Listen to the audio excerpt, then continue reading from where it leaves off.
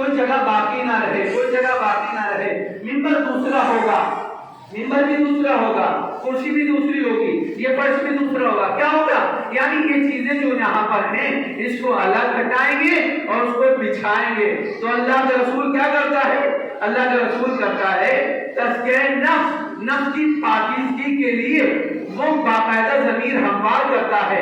جب انہیں کتاب اور حکمت کی تعلیم دے گا تو ان کے دل و دماغ میں بیٹھے. اللہ نے کہا لا الہ، کوئی بھی اللہ نہیں ہے. جب تمہارے دماغ سے مکمل طریقے سے صفائی ہو جائے گی تو میرا خدا سمجھ میں آئے گا.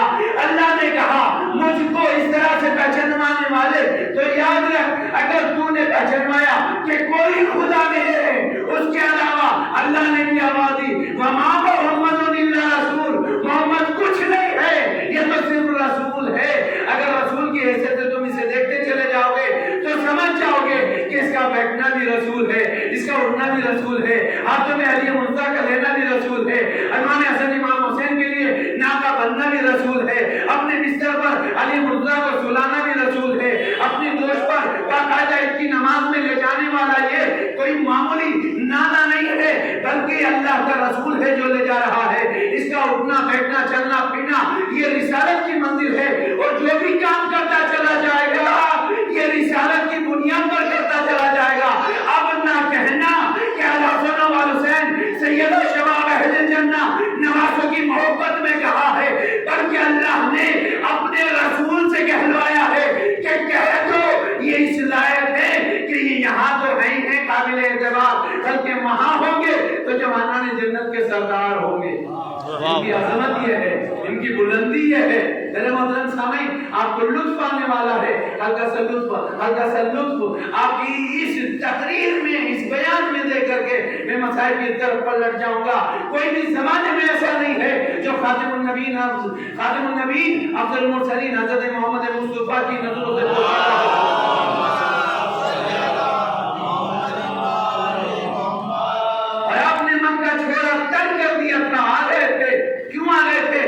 آپ کے قتل کا پروگرام تھا، آپ کو ختم کرنے کا پروگرام تھا. یاد رکھو جسے وہ بچائے اسے کوئی مار نہیں سکتا، اور جسے وہ مارے اسے کوئی بچا نہیں سکتا. میرے محترم سامعین، وحدہ اللہ شریف نے طاقت بخشی، مدینے میں لوگ جھوک در جھوک بڑھتے چلے گئے، کلمہ گوؤں کا بہت کثیر تعداد میں مجمع ہو گیا. ایک وقت وہ بھی آیا کہ اللہ کے رسول نے کہا اب ہمیں مکے جانا ہے، مکے کو فتح کرنا ہے. لہذا تیاریاں شروع ہو گئی. جو مدینے میں رہنے والے افراد تھے انہیں باہر نکلنے نہیں دیا گیا تاکہ کوئی بھی خبر نہ دے سکے. لیکن عزیزان محترم، اسی کے درمیان میں ایک چغل خور صحابی بھی تھا. کچھ عرض کر رہا ہوں، ایک چغل خور صحابی بھی تھا کہ رسول کی بات کو اس نے مکمل لکھا. اور کیوں لکھا اس کی وجہ بتا رہا ہوں، کیونکہ یہ تو رسول کے ساتھ آ گیا تھا لیکن اس کے بیوی بچے مکے میں تھے، یہ مدینے میں رسول کے ساتھ میں تھا. اب اس نے خط میں لکھا اور پورا حال لکھ کے بتا دیا ایسے ایسے لشکر نکلے گا، اتنے افراد ہوں گے، اتنا اسلحہ ہوگا، اتنے گھوڑے ہوں گے، اتنی تمام چیزیں ہوں گی. اور لکھ کر کے اس نے ایک عورت کو یہ خط دیا تاکہ یہ مکے والوں تک پہنچا دے، تاکہ میرے بچے بھی بچائے اور وہ کافر مشرکین بھی محفوظ ہو جائے. لیکن میرے محترم سامعین، اللہ کا یہ نبی ہے جو خاتم النبیین ہے، افضل المرسلین ہے، طٰہٰ یاسین ہے، نور اول ہے، خلق اول ہے، یہ اللہ کا بھیجا ہوا بہترین رسول ہے. اس کی نظر سے پوشیدہ کیسے رہ سکتا تھا؟ لہذا محترم سامعین، ایک مقام پر جب گزرے مولا کائنات کو بلایا اور بلانے کے بعد کہا اے علی مرزا، ہمیں اطلاع ملی ہے، خبر ملی ہے جو عورت جا رہی ہے اس کے پاس ہماری مخالفت میں خط ہے جو لے کر جا رہی ہے، تو پھر کیا کرے؟ کیا اسے منگوایا جائے کہ تم اٹھو میاں. اٹھنے کے بعد وہ خط لے کر آئے اور یہ گھوڑا ہے، یہ سواری ہے، جلدی جاؤ اس کا پیچھا کرو اور اسے کہو کہ خط دے دے. میرے محترم سامعین، کچھ عرض کر رہا ہوں، آج کی اس مجلس کے بہترین اچھے عمدہ بہترین چھٹے ہوئے فضائل آپ کے ذہنوں کے حوالے کرنے کے لیے جا رہا ہوں. لہٰذا یہ اٹھا، اٹھنے کے بعد گھوڑے پہ سوار ہوا، تیزی سے آگے بڑھا. اس عورت کو کہا رک جا. وہ عورت رکی. کہتے ہیں کیا بات ہے، مجھے کیوں روک رہے ہو؟ میرا اپنا کام ہے، مجھے راستہ طے کرنا ہے، ضروری کام سے نکلی ہوں. اس نے کہا کیا تیرے پاس کوئی خط ہے؟ توجہ چاہو، کیا تیرے پاس کوئی خط ہے؟ یہ کیا لفظ بتا رہا ہے کہ جس نے بھیجا ہے یقین نہیں ہے. عورت سے کیا کہہ رہا ہے؟ کیا تیرے پاس کوئی خط ہے؟ اس نے پیچھے مڑ کے دیکھا, لفظوں کو سنا, لفظوں کو سننے کے بعد پتہ چل گیا اس کے لفظوں میں تو جھول پایا جاتا ہے. فوراً کہتی ہے تجھے کس نے کہا ہے میرے پاس کوئی خط نہیں ہے؟ سلام محمد علیہ محمد پر.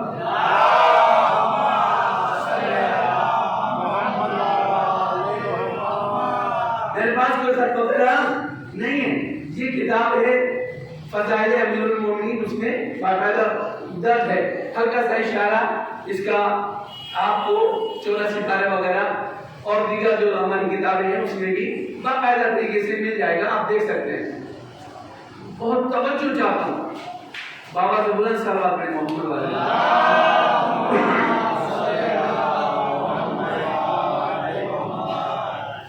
اس عورت نے دیکھا کہ آپس میں جھول ہے تو فوراً کہا کہ نہیں میرے پاس کوئی خط نہیں ہے, میں راستہ نہ روکوں. یہ واپس آیا, لائے خط, کہنے بھی اللہ وہ تو منع کر رہی میرے پاس کوئی خط نہیں ہے. کہا تم جاؤ. دوسرے کو بھیجا, اب دوسرے کو بھیجا, دوسرے بھی کوئی حرکت کری, وہ بھی لوٹ کے آ گیا. کوئی خط ہے تیرے پاس اگر ہے تو دے دے. انہوں نے کہا نہیں ابھی تو منع کیا ہے, پھر تم آ گئے, اب تم جاؤ. اس طرح سے 3 آدمیوں کو بھیجا لگاتار, اور اس عورت نے جواب یہی دیا کہ اگر میرے پاس ہوتا تو 2 کو کیوں لوٹاتی, لہذا میرے پاس کوئی خط نہیں ہے, میرے پاس کچھ نہیں ہے, میرا راستہ مجھے طے کرنے دیجیے, لہذا مجھے جانا ہے, منزل کو نہ روکیے. تم نے کس نے کہا ہے؟ لہذا پھر آ کر کہتا ہے میں نے اچھی طرح سے کہا, دھمکا کے کہا, لیکن وہ کہتی میرے پاس کوئی خط نہیں ہے. اب آپ نے کہا, خاتم النبی نے فرمایا, کس سے فرمایا؟ انا والی من نور واحد سے فرمایا. اس سے کہا جو نور کے حصے ہوئے تو ڈبل, ایک نور نبوت ہے تو ایک نور امامت ہے. یہاں تو ذرہ برابر شک کی گنجائش ہی نہیں ہے. ادھر یہ کہتے سو جاؤ تو سو جاتے ہیں, یہ کہتے اٹھ جاؤ تو اٹھ جاتے ہیں, یہ کہتے بیٹھ جاؤ تو بیٹھ جاتے ہیں. یہ کیوں کر رہے ہو؟ کب تمہیں نہیں پتا یہ دنیا آخرت کا مالک میرا بھی آقا ہے, اگر اس کی رکعتانی کریں گے تو کافر تو ہو سکتا ہے, مسلمان نہیں ہو سکتا. وہ کافر تو ہو سکتا ہے جسے رسول پہ یقین نہ ہو, وہ مسلمان کہلانے کے لائق ہے. ایسا ہے محترم امیر المومنین سے کہا علی معاملہ بہت بگڑ جائے گا, لہذا آپ جاؤ اور اس عورت سے خط دے کر آؤ.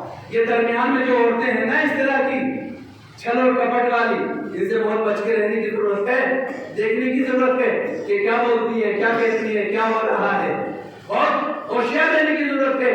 منافقت سے دور رہیے تاکہ انسانیت کا سبق آپ پڑھا سکیں, دے سکیں, اور دل کی کھلے دل کے ساتھ فرش ادا پہ آئیے, مسجد میں آئیے, نماز میں آئیے, تاکہ عبادت قبول ہو سکے. کسی کے لیے نہیں آئیے, آپ للہ آئیے, آپ مجلس میں آئیے, حسین اور امام حسین علیہ السلام کی واضح محترمہ کے لیے آئیے, خالص دل کے ساتھ آئیے. انشاءاللہ تعالیٰ جس کے لیے آپ آؤ گے آپ کو عنایت کرتے چلے جائیں گے, دیتے چلے جائیں گے. چلو کپٹ کس میں تھا؟ اس عورت میں تھا یا 3 ان آدمیوں میں تھا جو گئے اور واپس خالیات پلٹ آئے.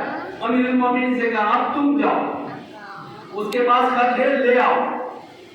امیر المومنین میرے محترم سامعین, آپ پتہ ہی آپ کو رسول اسلام سے 30 سال چھوٹے, اور جو کلمہ پڑھنے والے تھے نا وہ بڑے موٹے اور بہت ضعیف اور بہت لمبی داڑھی والے, جیسے بھی آپ سمجھ سکتے ہیں وہ تھے, یعنی بڑے کرلو فر, بڑے تجربے کار. لیکن میرے محترم سامعین اگر یہ تجربہ 420 سے ملا ہو تو بڑھاپا بھی کسی کام کا نہیں ہوتا, تو بڑھاپا بھی کسی کام کا نہیں ہوتا, لہذا 420 کا نہیں. مولا کائنات ابھی جوان ہے, وہ آ چکے ہیں, اب سے کام جاؤ اور خط لے کر آؤ. امیر المومنین اسی انداز سے چلے جس انداز سے چلتے چلے آئے ہیں, اس لیے کہ بھیجنے والا آقا ہے, جانے والا علی مرتضیٰ ہے.